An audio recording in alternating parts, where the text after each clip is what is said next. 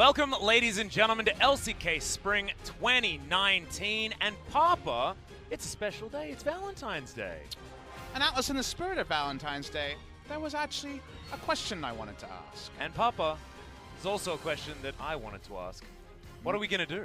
Maybe we should try asking at the same time. I'll do a countdown. Okay. 3, 2, 1. LCK fans, will you be our Valentine? How long do we hold this? Look, I don't know. And also, how do we know whether they said yes? Is there a chat we can check? Hey, I think I'm be. going to check Could right be. now. You go through what League of Legends we've got, and I'll see whether we've got a Valentine. I hope so. I hope we found some Valentines out there. I'm happy you guys joined us on Valentine's Day. Fun day out here. It's Valentine's week at Lowell Park. How are they feeling, Atlas? There's some love in the chat. They're saying yes, Papatlas, and there's a lot of yes, Papas. I think I'm going to be lonely with there. 50% of the people, but you are 100% hit rate, Papa Smithy. You've definitely got some loved ones here when you watch the LCK. That much we can promise. We might also have some fun because Afreeca Freecs are playing in our first match. And while Damwon Gaming, it's can they pick themselves up after being on that 4-match loss streak. When we talk about Afreeca, is Spirit going to be playing? And will my dream, Atlas? Because, you know, today's about dreams. We've already put ourselves out there and become vulnerable. Now I need to share my other dream. Frostmancy top lane Garen from Spirit. I need to see it. I don't think we need to see it. I don't think we need to see it. Puppy, you were in the LPL when Amazing Jay played it. That was all the Garen that we needed, to be perfectly honest. But yes, the question of which role Spirit's going to be playing is certainly a big one. As we have a look, Griffin's still well and truly at the top, and it's mirrored by Jinnair on the bottom. Yesterday, we saw SKT being victorious in that 2-1 victory over Kingzone, meaning that top 3 looking pretty solid, and Damwon Gaming need to battle back right now against the Afreeca Freecs if they want to lock down any spot in the top 5. Yeah, that was our takeaway yesterday, was separation starting to come out in week number 4. No longer can you get away with a bit of an indifferent performance, and 4 in a row for Damwon means the early hype, their 4-0 game score hype has been stopped. 4 best-of-3 losses. They've gone down to Griffin, understandable, SKT, understandable, Sandbox, increasingly understandable. The Kingzone loss is a little bit more up in the air. Now it's Afreeca Freecs, who have been in their own kind of free fall. Yeah. This is where the buck stops, I think, for Damwon Gaming. If they don't have an impressive win here, maybe the hype really has to be abated till much later in the season. That's exactly right. And there are a lot of things to talk about here with these two teams specifically and how they go up against each other. The top lane, exciting matchup. Of course, Noguri, the man who dies a lot, but also just destroys others on the top side if it is that island, versus Keen, who was one of our top players of 2018. But Damwon have been Scrim Kings, and Afreeca Freecs have always been the team to mix things up. And remember, guys, this isn't a hotfix patch on 9.3. This is still Frostmancy, and this is the Afreeca Freecs. Who the heck knows what they're going to be bringing to the table? That's my issue is, will it be Noguri versus Keen? Where's Spirit going? There's all these questions about how Afreeca line up, and they're not even resolved by the time 5 champions are selected, because the role swaps can begin. Yukal's played bot lane Azir. Anything's possible. And because of that, I think Afreeca have kind of also conspired to be 2 and 4 of their own volition, from just trying things that don't feel replicatable, a lot of one-day strategies. So in this 1-week meta, we're intrigued to watch them, but starting with Damwon Gaming, the good, Noguri. The bad, Noguri. It seems it's all about Noguri when it comes to Damwon Gaming. It's the good, the bad, and the Noguri, I guess. As this is some highlights of how he's tried to outplay Kingzone in the past, and a lot of it has to do with Noguri being overextended, and then one of the teams capitalizing, be it a bait, or be it someone actually being able to punish him. And it's the supporting cast around him that we probably have our eyes on the most. Yes, Noguri could play to the map a little bit more, but I want to see Showmaker step up and actually start to meet some of the hype. Canyon has been a bit indifferent recently after a good Kesper Cup. Go to the other side of the screen, and I imagine Dread will be continuing in the jungle. It seems like they want to persist with this young, aggressive jungler. But all the chess pieces around him and just his own kind of adapting to the big stage here in Lowell Park needs to be evaluated on kind of a game-by-game basis. Yeah, exactly right. And we're having a look at the Afreeca Freecs highlights here as well, and I want to see more from Yukal. We saw Yukal be so incredibly pivotal in getting KT Rolster the championship at the end of 2018, but he's been relatively quiet. He's had some big plays here and there, but he hasn't been that star carry that we were expecting him to be able to be here for the Afreeca Freecs. The top lane will, of course, be our highlighted matchup, though, that we spoke about earlier on. And yeah, when it comes to damage numbers, you could imagine that Nogari's going to be doing pretty okay. And damage percent being at 28.4% is absolutely outrageous, given the fact that we've still had so many 80 carries topping those damage numbers. It's just one of those matchups where you cross your fingers, your toes, and hope you get carry versus carry. This is Keen versus Nogari. This is two guys who, playing at their aggressive best, you want to see a skill test, kind of like Keen versus Khan in the past. Yeah. These are matchups that could be explosive, but with the meta in the Frostmancy enabled spot. Remember, guys, hotfix not enabled in Korea for this match week. It could also be Karma versus Lulu. It could be inaction rather than action. We see the lineups, and notably, no Spirit on the starting lineup for Afreeca, at least based on game number 1. Yeah, game number 1, they are going to be starting Jelly on the bottom side of the map, so Aiming and Jelly back together once again. Interesting to see no Spirit actually when it's the Frostmancy patch, when all the craziness can come out. He's a man that has been very good at mixing things up as far as builds, as far as champions. He's been playing Nico 80 carry, played mid Morgana, done all sorts of crazy things, but not today. The first team we're going to introduce is Damwon Gaming, the team wanting to bounce back, desperate to find their way towards the western side of the conference once again. And they've just put out their jerseys, can buy both their track tops and, of course, their jerseys right now. But when they were 2-0, would have been a hot seller on a 4-match losing streak. They want to actually get that love out there. Enish.co.kr for our international fans looking for some Damwon merch. I think they're just looking for a Damwon win today, but similar spot, 2-4 for both these squads. Here we see Afreeca lining up how you assume they would on day 1 of the season. The path to get them there, though, has been perilous. It's been full of all sorts of off-meta things. What is the meta for Afreeca Freecs in a crazy week? And it's also just so weird that we're seeing them not mix it up when it's the patch when you'd expect it so much. So I'm excited to see what they have in store for us, and whether or not it's going to be evidenced as to what their vote was in keeping Frostmancy or not. Because, of course, it was a vote, and it wasn't unanimous, and therefore we do not have the hotfix. It wasn't something that Riot demanded. It is something that the players had chosen, and because they've been practicing on it in that off time over the Lunar New Year, you can understand why you'd want to make sure that everything stays based on practice. Welcome you to the Damwon Gaming lineup. Nogari, Canyon, Showmaker, Nuclear, and Hoyt. No games so far for Punch, who of course had LCK experience on Kongdu Monster in the past. Nuclear coming back from Europe on H2K a couple of years ago. Again, it's very interesting to evaluate this lineup. They're also a lineup when you hit 9.3 and just go on the simple level and talk about crit changes. If that amplifies Nuclear's role, theoretically it downplays Nogari and Showmaker's role. And this is a stat that you noticed that really would jump to attention. They're one of the few teams probably around the world where their top laner has the highest damage share of the entire team. It's been all about Nogari until now. Will that persist for Afreeca Freecs? You'd have to think it was pretty similar, though. They may not have the percentages, but Keen is that big carry in the lineup. Yeah, and we actually saw the stat here in the LCK that was 27% damage share for Keen. I don't actually have that stat. Stats are a little bit different in the database that I've been looking at, so seems like both of these teams lining up relatively well, and not entirely sure which stat is actually the correct one. So we move further and further towards pick and ban to find out exactly what craziness is going to be evidenced by the picks. But I'm so excited for this game because I need to know which of these teams is good. That doesn't mean the other team is not good or won't get good, but right now, both teams have flattered to deceive but left us with very little. I feel underwhelmed by both Damwon and Afreeca's start to the season. 6 best-of-3s in. We need more. That's roll number 7. Yeah, I'm really glad that you say that, Papa Smithy, because here we are. Champ Select is upon us for this gorgeous Valentine's Day. Thank you so much for being our Valentine today, LCK fans.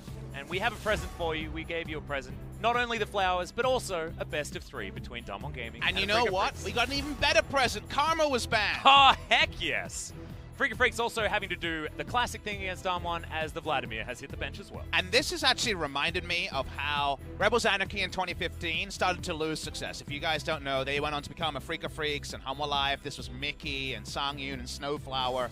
The strategy to beat this team, this big up-and-comers, quickly became just kind of ban all of Mickey's champions, and the team couldn't compensate for his carry potential going away when Twisted Fate and Zed were banned. In this meta, so far, if you ban away 5, 6 champions, whatever you can, from the top lane. If you see a ban from Damwon, say an Urgot ban, and then you ban 5 top laners, you're banning away Damwon Gaming's path for victory. Now, it's more pronounced on the red side, when you can overall last pick a Vladimir, which we do see banned here. Yeah. But on the blue side, just opt into top lane bans, and so far, Damwon Gaming haven't really found a route to success. Well, at the moment, they're not going to look to do that through the mid lane, as Lissandra is going to be banned away. Afreeca Freecs, do they ban the Urgot? The answer is no, as Cassiopeia still left available and is going to be taken off the board, and you wouldn't want that to go to the hands of Noguri either, as Sylas going to be first picked once again. The priority on this guy has been absolutely absurd, and we saw him punished yesterday twice in a row in the both picks we saw. And King could definitely consider a Fiora, which we loved as a lane counter, but of course, you would imagine Damwon would try to get a flexible mid laner and then try to play for lane assignment through. That Sylas can definitely go into the mid lane, and it has been considered in the jungle with Aftershock as well. Canyon can be a mad scientist himself, so we'll wait and see on lane assignment. Now, remember that when we really kind of derided SKT for first picking Sylas, that was with Karma, Ezreal, lots of meta abusers of the Frostmancy also available. Wow. Those aren't available here, and Afreeca actually just respond with a power bot lane. They've got to recognize support this time. Jelly's playing, and Thresh and Callista. Definitely no bones about where these two are going. They're going bot. Yep, exactly right, but the classic counter in the Nocturne is still available if Canyon wants to snap that one up, and I have a feeling that the Afreeca Freecs know that that is a possibility. Tahm Kench still left on the board and will be taken away, as Canyon looking to go back to an old favorite. 20 seconds to go. Will the Kha'Zix actually be opted in for? And I don't like it being picked this early on, as the bottom lane's going to be rounded out and the Ashe picked up alongside that Tahm Kench. So the classic Gen G bottom lane is going to be employed here by Damwon Gaming. As the Afreeca Freecs wondering which patch they're on here, as the Galio is being hovered for the moment. I think the champion is fine. It also kind of backs up the hard engage identity that Thresh and Callista pose. I know, obviously, my counterpart LS is really down. He's very vocal about the old Galio, yes. He has extremely strong opinions about balance, where sometimes I echo them and sometimes I'm not quite on the board. I think after the revert on his E, yes, Q does less damage, but Galio is still reliable, and Korean teams have always loved reliable engage. Seems like engage is the identity here. Now, you imagine best friend Camille. Feels like that Valentine's Day is going to go unrequited. It will actually be banned away. Yeah. Camille top lane for Keen. It's one of his old favorites. In fact, the first champion I took notice of for Keen was when he played top lane Camille against Shy when he was on the Rocks Tigers. When he debuted on Ever 8 Winners in 2017, he just really mechanically outplayed Shy on the day and heralded the upcoming of what has become the Korean representative top laner. The jungle position, it's not so strong right now. You can consider it. It's banned away anyway. And right now, seems like Dread might be going for a Canyon favorite here. He is our resident Kha'Zix player after all. Yeah, exactly. He was hovering it earlier on as well, as the Afreeca Freecs thinking about denying it away. Still a lot on the table, though, as Lee Sin is currently getting hovered, but I'd love the Jarvan. Having that cataclysmic entrance is certainly a fantastic way to start a fight. An oldie but a goodie, a replacement for Camille, like for like. You don't have the guarantee that one person's life is over, but you do have, if flashes are down, Ashe is going to definitely be looking for a Devour as fast as possible. But with the picks here, we're picking for power. Lee Sin, and it's not Clid for once. We see Lee Sin coming from Canyon, a fallback for him, and Nuclear going for the Galio, so they're feeling pretty happy. Afreeca Freecs could consider playing around with the Jarvan, but they know for certain Sylas is top.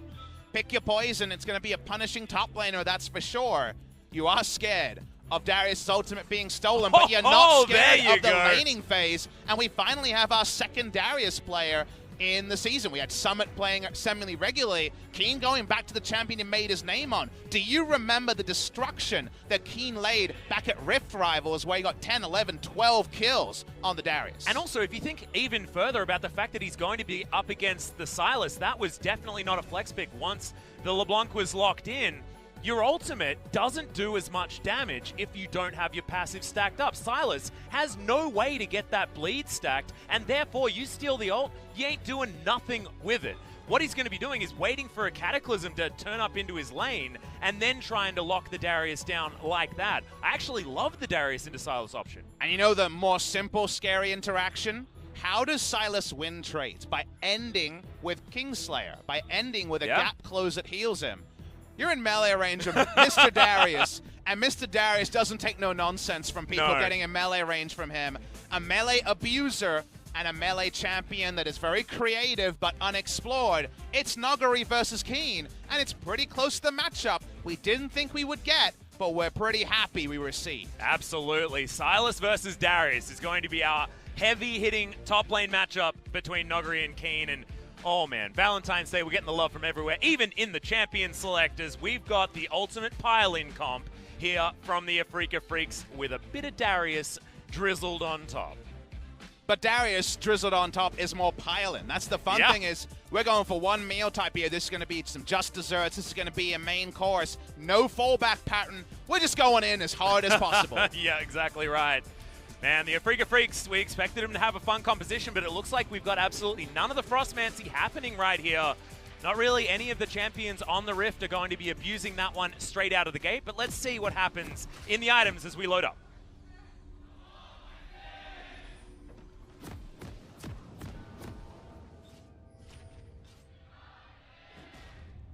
Damwon and Afreeca fans, still a very full LoL Park here today. We'll see who's going to make their way towards that western side of the conference. Both of these teams still quite a few points away from getting up there.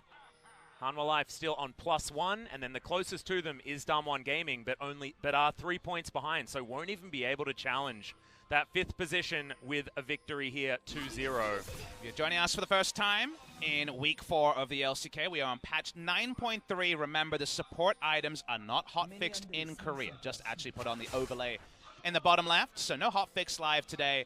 So plenty of Frostfang hijinks yesterday, and you know, it was kind of up and down when it came to the effectiveness. We're seeing 4 teams today who haven't played on this patch yet, who have different opinions on balance. There was a Karma ban.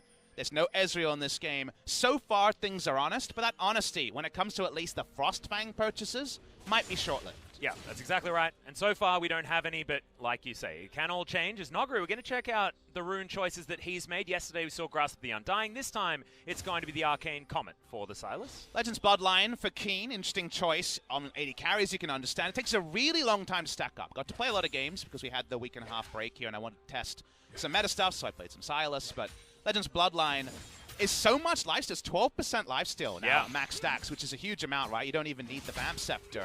But when it comes to how long it takes to stack, it can take the better part of 20 minutes to stack it up. It's really, really slow if you're not getting kills. So interesting to see the choice there, but it's a stat that you don't normally pick up as Darius unless you get a cheeky death stance at some point. So given that, it's going to be interesting to see if that affects trade patterns as well. Speaking of trade patterns, we do see the Comet chosen by Noguri. This was picked up by Soaz in the debut of on-stage LEC Silas, and the first time in a major region we had the champion. Wasn't a big fan of it. I'm a big fan of the Grasp, but I trust Noguri when it comes to aggressive top lane choices, and I also trust that it's going to be a super hard lane against Darius, so I'm very interested to see how Noguri survives it without falling into a big hole, whether it's deaths, which he is a chief offender in. He has third most deaths of any player in the LCK and the highest of a non-support, but also just as the lane goes on.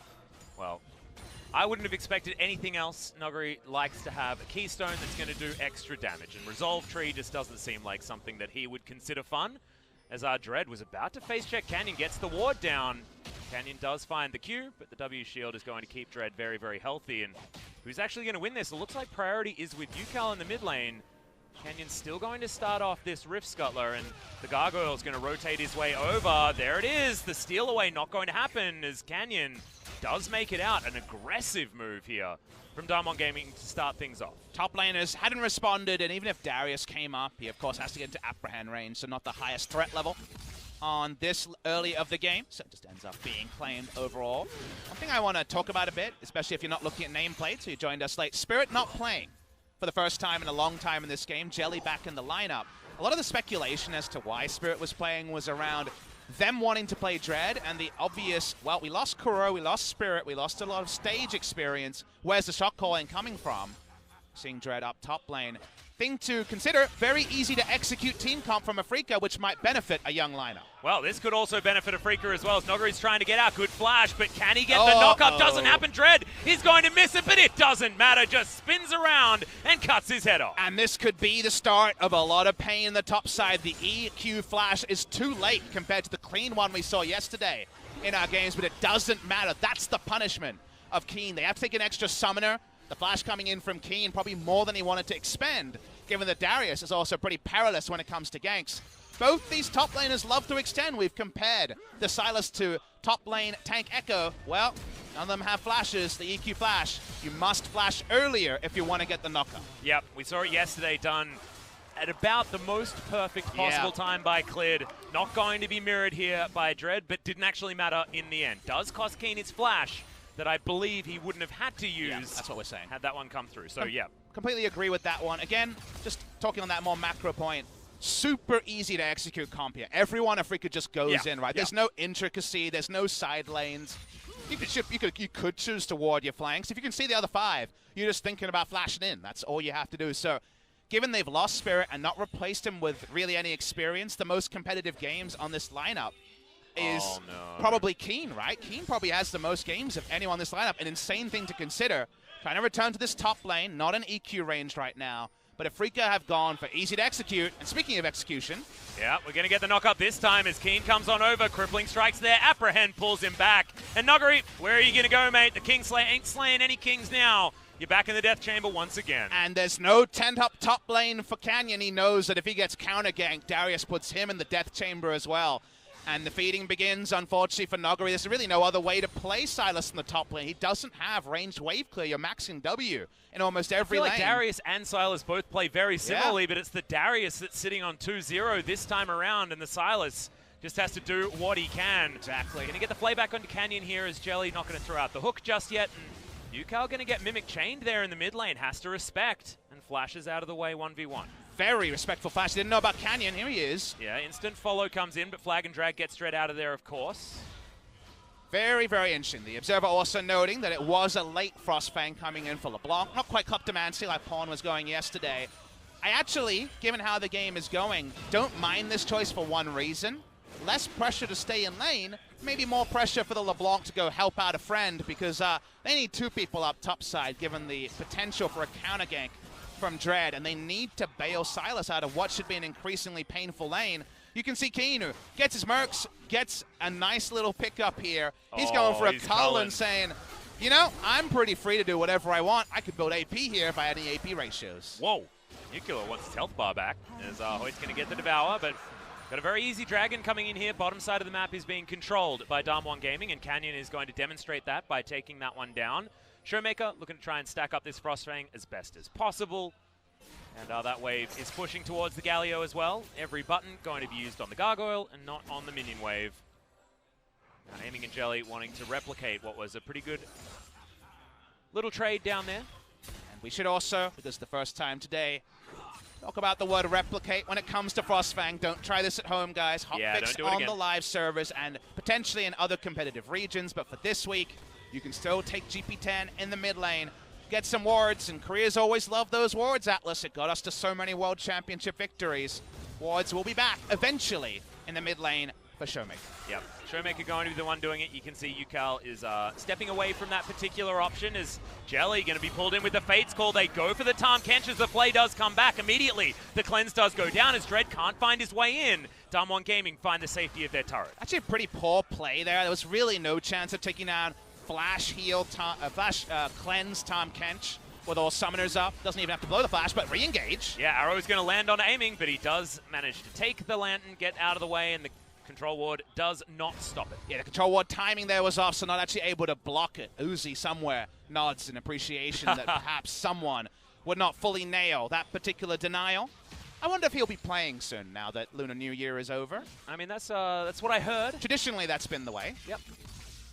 As Keen continues to play very aggressively up towards the top side. It has a huge minion wave stacked up. We'll see whether he actually decides to sit underneath the turret and get another turret plate. Already one going down up here on the top side of the map, and it's going to translate into about 1,000 gold being the lead here for Afreeca Freecs. Very interesting second point in Apprehend put down to try to surprise Noguri with cooldowns. Speaking of surprise. Yeah, Showmaker actually going to get taunted up. Canyon biding his time and waiting, but doesn't land the Q on the right target and isn't going to go for the kickback onto Dread because flag and drag will, of course, always bring you to your flag no matter what you do.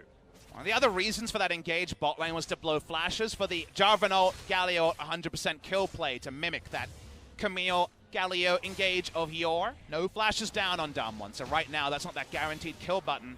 Speaking of guaranteed, though, that's a lot of Afreeca members, including Darius, walking up, so the blue buff steal here should be pretty reliable. The vision gives Nuclear a chance to tell his teammates about what's happening, but can they do anything about it? Well, Dreads is going to be able to grab this one as the hook is going to land. Oh, see you later, Silas. And Noguri's going to do Noguri things and continue being the only deaths on his team. And Noguri did this in the Kesper Cup, that final loss to Griffin in the semifinals. He died 10 times or more on Urgot in a 30-minute game. He is known to really only play for lane and show lane pressure. That's why he takes so many bans. No ult up. No ult is up for Nuclear, we should note there. So smart of aiming to kite away. There's no other way to play this lane, and it's one of those criticisms of Silas. There was no way to play against the Fiora when she hit her Ravenous Hydra power spike in the last game we saw, and now it's another matchup that would do well into Echo. The Darius does very well against the Silas and the play patterns there, and we're just waiting for Damwon to find a way to get any relevance from Noguri. Well, it's not happening anytime soon, Papa, and they're going to have to look elsewhere to try and carry them through what is a pretty nightmare early game. Almost 2,000 gold is going to be the lead after that kill does come in. The scary part is that we know what Darius can do. We play a lot in Korean solo queue where Darius still reigns supreme, absolutely. But they don't know what the Chaos solo queue summoner players. I always talk about the Ghost Flash Darius. Oh, baby. Every elo range, doesn't matter if you're in bronze or diamond, they're taking Ghost Flash. Pro play, you have different responsibilities, sadly, but Ghost Flash Darius is the new Shaco when it comes to Korean champions. I feel like it went Shaco to every game least in every meta to Darius. Yep. And there's also a few options, but Trinity Force is the most dominant first choice here. I'd expect Keen to go towards that, but Black Cleaver is, of course, an option if you would like. You almost never see anything other than Trinity Force in pro play since the last time Darius was in meta, which was, late last year. Yep. As a oopsie. Spirit in the back, because I wouldn't have done that, coach. Sub me in. A zoning stasis usage by the Thresh there. Don't know why he was zoning. They weren't anywhere near. It's Jelly demonstrating that he is the golden boy. You see Trinity Force purely because the play pattern in Teamfight is ult-auto, so you're getting a Trinity Force auto every time to have a bit more Teamfight impact rather than Black Cleaver. So that is the big reason we see Trinity Force every time. Yep. Seeing a lot of zoning here. Showmaker was at around 36 CS previously. He is CSing, you'll notice, to some degree, as his quest is now cashed in. So he's slowed very early, actually. I think he had 36 CS, then went for the quest, and then around 10 minutes had the cash in. So interesting to see those timings, and the hurt onto Galio is always there. Well, Noguri gonna have to be careful here as he's just throwing chains around, doing the best not to destroy this minion wave, because he needs to sit under his turret for as long as possible. Another turret plate does go down in favor of Kane, and he's going to go back home. See how close to the Trinity Force he actually is. And we're going to be really worried if we see less than a 20 CS difference between a LeBlanc who cashed in a quest and will continue to have two forms of gold income, and a Galio who was just trying to CS. Galio's laning phase, of course, toned down many times, but Afreeca Freecs, what do? They initiate, they hard engage on one. They're just looking for someone to walk up, but right now everyone's saying, we'd like an Infernal, but we know we have a very short leash to work with. Well, UCAL does have that taunt available, but they're standing on this ward. I would have expected that one to be swept out as the control ward does go down. Chains land onto UCAL, but he's not too worried about it at this stage. Jelly, his Lantern is going to go wanting. I assume that UCAL channeled his taunt there just to see if anyone walked forwards or back to try to work out if a ward was for certain there. Got the confirmation, but that was also a little bit odd. Yeah. Zooming in on the laning phase, bot lane CS for CS, nothing to speak of. Darius actually opening up a farm bounty because of the fact that the enemy mid laner went Frostfang. The average income of the gold earners, i.e. not the support, is much lower than the average income. So Darius is actually going to open up a pretty big bounty just because of that decision from LeBlanc. Yeah, Frostmancy does weird things for bounties, but as you can see, taking him down is going to be a big one. But 2-0-1 against a 0-3-0 lane opponent, you can imagine that he'd be getting pretty notorious here for the Afreeca Freecs. Noguri walks back. He really has very little he can do. Do notice that in spite of what we were saying, he maxed Q. He gave up on trying to take Kingslayer trades, which I think was the right choice. After dying twice, it was like, well, let's clear a minion wave a little bit better, yeah. Q has had a little tweaks and some buffs, but still isn't really ranged wave clear. We compare the champion to Echo a lot, and I think Echo Q is definitely more reliable. Yeah. On the wave clear front, Damwon's trying to, with some resets, take a very against the tone of the game Drake. This would be super risky if they didn't know about backtimers. In this case, they do. They've swept out Vision. And against the run of play, they actually steal away a Drake. It's a big steal as well. Taking the Infernal is a huge deal. Second one will be coming up in 5 minutes' time, but that is after already getting that first Ocean Drake very early in this game. And any sort of advantage, any sort of way to get Noguri back into this lane and to get Damwon Gaming to any sort of parity is going to be important. The only kind of tempering we can say, because Inferno is won very well by both these teams. Damage dealers in every lane except for supports. The only tempering you can say is there a percentage more damage where if Damwon run at Afreeca Freecs, they teamfight them better? The answer might be no. The answer feels like maybe. But it's definitely not. You don't jump to say yes because we already mentioned more reliable engage, a Darius to punish, and almost the entire lineup here. It might be close to an acceptable loss, but given how well Damwon wear the Inferno, it is actually Damwon being very smart macro-wise at playing around back timings, something that Damwon have kind of started to deceive on, especially with Noguri's penchant to begin. Yeah, I actually really like it. After we come back from the Lunar New Year break, seeing Damwon Gaming playing with a little bit more finesse, maybe apart from what's happening on the top side of the map. 25 CS difference, so we're going to say that the Blanc is probably significantly ahead here. Hopefully we'll get the gold numbers shown at some point in the near future, but looks to be only getting worse for UCAL as well, as he's getting shoved underneath his turret over and over again. And that's Galio. Galio has to build for, doesn't get to build for lane anymore, so Proto Belt, Sorcerer's Shoes. It's no longer Abyssal Mask tank Galio. Yeah. It's very much AP, so doesn't get any better at shrugging off damage, and thankfully the observer's listening. It's a 400 gold lead now, and remember, he did not CS for an extended period of time. And this also he missed out on the kill that UCAL picked up earlier on. And now he kills 6 out of 6 minions and gets 45 damage from 3 auto attacks or some harassment. So double gold generation means that gold lead should definitely increase outside of Afreeca Freecs, getting some of those engagements and fighting over something like a Drake or a Rift Herald, a good way to get a fight. Yeah, Shelly's going to be here, and UCAL has the heroic entrance available. Won't actually have to use it. He's already here. Abyssal Voyage to come on over. Taunt doesn't find any joy as the Q is going to land, but the Gargoyle is not the target that they wanted as Noguri picks up the ult and throws in the heroic entrance there as well. UCAL immediately knocked up and has to flash to get out of the way, but Noguri has to go golden to keep himself alive. Dread diving on forward. There's the hero's entrance coming in for Afreeca Freecs. This time it's Showmaker darting in and around this fight, and UCAL eventually does fall down. Dread gets the tribute, can make his way back in, but decides he doesn't want to as the Ash is popping off and aiming. Cannot do enough. Noguri with the god-tier team fight. Absolutely true, and also super well played by Showmaker to start it. We saw Galio ult look like a visual bug, but no, that was the stolen Galio ult at the start coming from Noguri.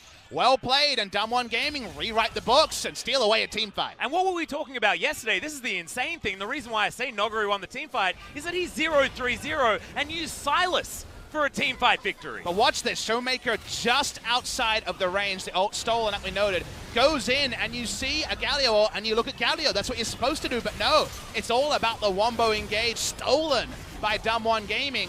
And from here, Keen is already half health. He never even uses his ultimate in this fight, so no resetting. And like you say, Noguri deserves that respect because Keen is set up to succeed. He's got the good start. Yeah. Noguri's just an ult, really, but it's the right ult. It's the right timing, and it's Damwon's time to shine. Nuclear also just able to free hit because so much shenanigans happening around him and never actually got any of that aggro. Damwon Gaming have been pretty fantastic when it comes to team fighting in the past, but that was something else. And I think people looked at this enemy comp and they said, oh, the ults here not so sure. Jarvan pretty good. Thresh pretty good because the box has an AP ratio. At this point, it's WTF2 Gallios, you have to say, because the Galio ult is the one that allows them to try to fight against a comp that's very punishing against Engage. They're Engagers themselves. And if you can win Engage versus Engage, there's no backup play patterns. That's what happens when you go a comp like Afreeca's. You can't just decide to Siege Atlas. You can only hard engage. And I actually really do like being able to pick up that Hero's Entrance if you want to. The box also could be a very interesting one if Noguri wants to throw that one into the mix as well. But just the way that they controlled that team fight and the way they played around. Such incredible hard engage coming in for the Afreeca Freecs. Yes, Afreeca botched that one up, but you have to hand it to Damwon to be able to just finesse a team fight like that. Dread. Amusingly visual bugging at the top. Yeah. I like how visual bugging is becoming an adjective now. I It's know. a normal thing.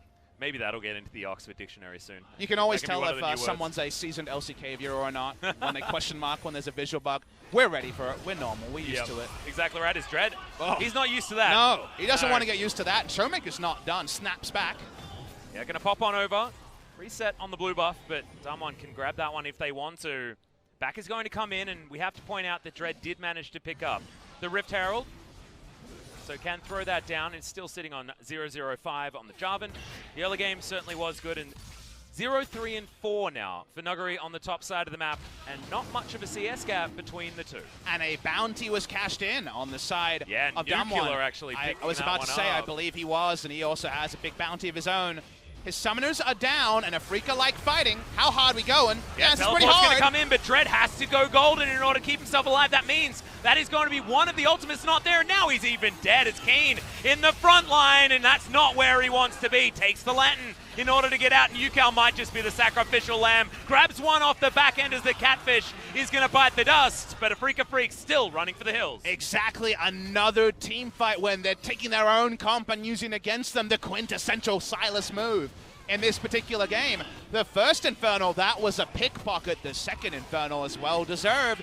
And Damwon Gaming, they're looking like they're ready for a fight, Atlas. Yeah, they turn everything around. I don't know how the Afreeca Freecs, with a team comp like this, are failing when it comes to just the team fights. Their laning phase looked great, but it's the team fights that they've fallen over. And that's just not what you'd expect with this particular lineup of champions. But is this what we expect with this particular lineup of players? Because remember, Spirit is not there. Keen, very young player when he debuted in the second round robin of 2017 summer, is their most experienced player. Shot calling is something that Spirit could be hypothesized to be bringing when he was in the lineup. He's no longer there. Jelly might have been around the squad, but it's just not the same, Atlas. And this is supposed to be easy to execute. Just kind of press your R buttons and make it work.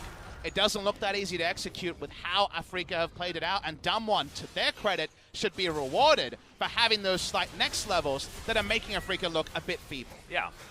And also, you might have looked at Nuguri and said, oh, why did he take the ultimate from the Darius? If you manage to get a kill with the reset, yes, it won't do as much damage for that one, but then with every auto attack, you're stacking up a Darius passive on the remainder of the team, and you can get those resets at that point. It's not as good in a 1v1, but in a team fight, there's certainly a reason to pick that one up.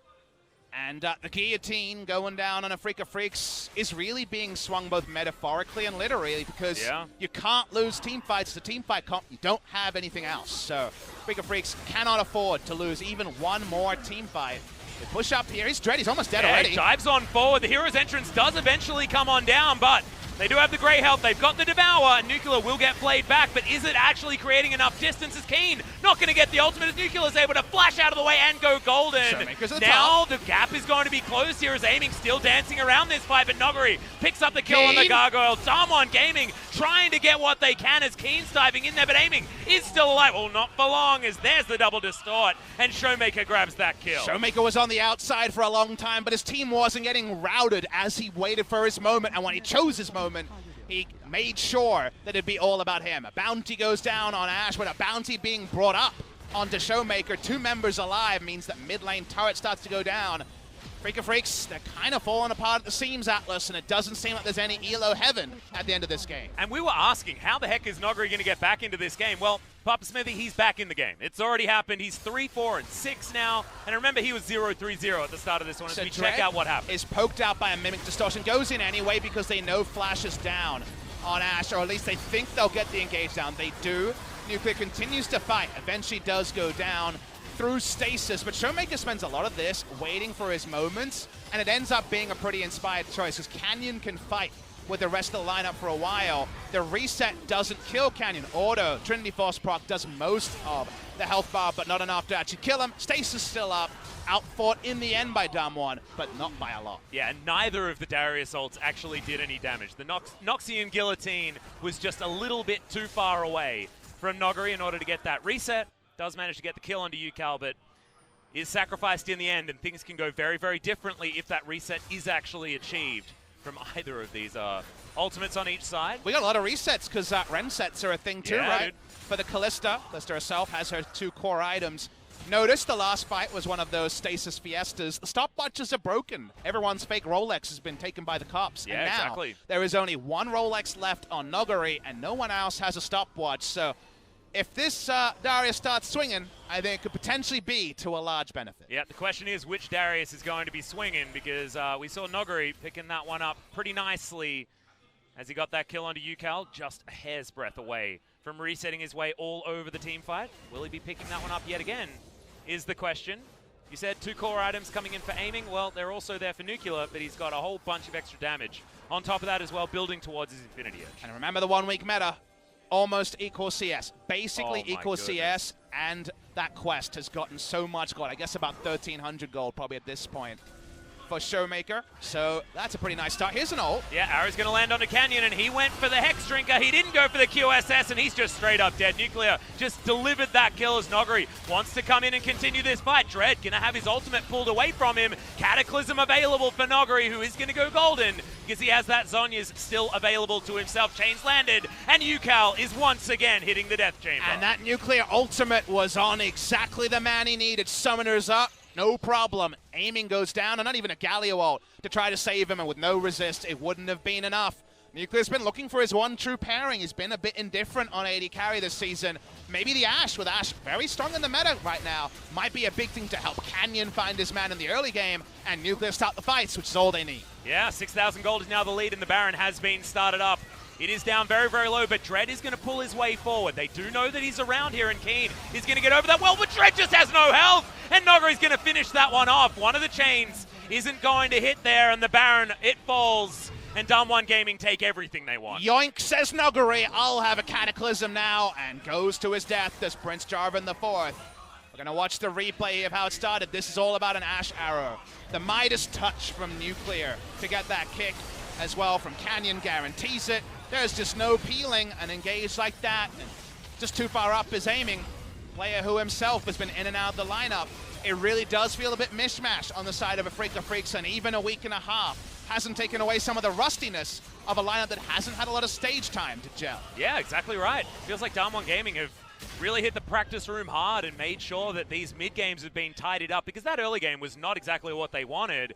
Bottom side of the map did go well for them, but Noguri got completely pummeled. But now he's sitting on 4, 4, and 7. He's got a Leandri's Torment and a Proto Belt, 10 stacks on his Dark Seal somehow. It's a very different game to what I was expecting after the early game. Let's have some surface level analysis of Damwon Gaming this game. Noguri got ultra camped. And it's done more damage than Keen. Noguri got ultra camped, and then it looks like the team will win. How many times have we said that this season? Yeah, that's a good point. 0 times. Did that happen at Kesper Cup? No. It is very significant that Damwon Gaming have been able to salvage and also maintain their mental, because they have definitely been a team that has looked like and worn losses. They've definitely taken beatings and then kind of rolled over or not been able to fight back like some of our veteran squads can. So very important to note that in a game where Noguri looked like he might be zombie pushing for the majority of this game and just giving free kills to Keen, that has not happened. Yeah.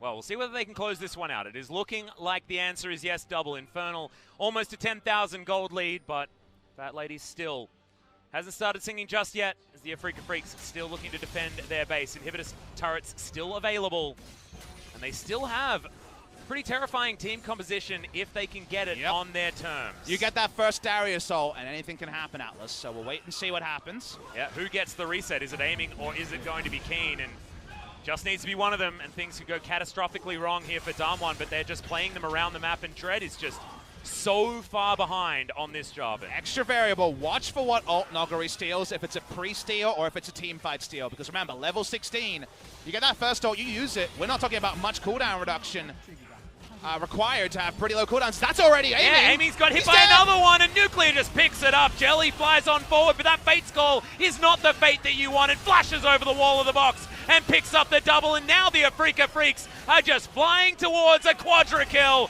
for the Ashe. Dread gets onto the fountain and Damwon Gaming say, if you're not going to give me the penta, then I'm just going to end the game. Nuclear does his best prey impression, brings back the frontline Ash, and it works so well. Kane, what was that? We're looking for the quadra, we don't get it. It's going to be Silas that denies that kill, and it's just a little flag that comes down from Prince Jarvan, and the Nexus explodes. But it's not a little result for two teams short on confidence. Big win for Damwon Gaming in game number 1. And through an unlikely vessel, this was all about Nuclear on the Ash this game, killing the enemy Kalista twice in a row, once with an arrow, the second time with some great frontlining to guarantee a solo kill in a team fight. Peculiar to see, but truly happening. Afreeca race back to talk to Nofe and the rest of the coaches. Damwon Gaming should savor a very impressive victory, specifically the texture and the way in which they won. Their top laner, their vanguard of carry, was behind. No matter, they out-team fought a team-fighting comp and won game number 1. Yeah, and you talk about Nuclear, I want to shout out Showmaker there in the mid lane. Didn't die, I believe, in that entire game, and his LeBlanc was so incredibly clean. Yes, he did abuse the Frostmancy a little bit. However, if you're on a champion that can, you may as well when it's on this patch, you know? It's there on the dinner table, it's for free. This buffet is only available for a week. You may as well utilize Look, if you're playing with your friends and there's something that you could abuse and you choose not to because you're not feeling it, I get it. But when you're in a pro game and it's been decided to be enabled, and both sides you can do it, min-max everything you can do, because winning is what it's all about, and it's an even playing field. Everyone has access to the strategy. If you use it, you might win, you might lose. In this case, it got him so much gold. Yeah, it did get him so much gold, but also he was able to deny so many of Dread's engages. You can see how much damage he was able to rack up as well, 24,000. A lot of it was to do with making that cash money against the Gargoyle in the mid lane. But man, we looked at this Afreeca Freecs comp, we said, wow, it goes forward really well. And then there was a 2-0 Darius by about 5 minutes in. It all looked like the pieces were stacked up, but the beauty of this game was the fact that it denied our expectations, and Damwon Gaming just took it to the Afreeca Freecs. And the fact that they took it so decisively, remember, they just ended the game. This did not drag out like some of the games yesterday. 2 arrows, 2 great plays from Nuclear. Job done. Yeah, absolutely fantastic stuff. But this is a best of 3 series, thank goodness, so we get to see whether the Afreeca Freecs can fight back and whether Spirit is going to be joining the roster. We'll see you after the break.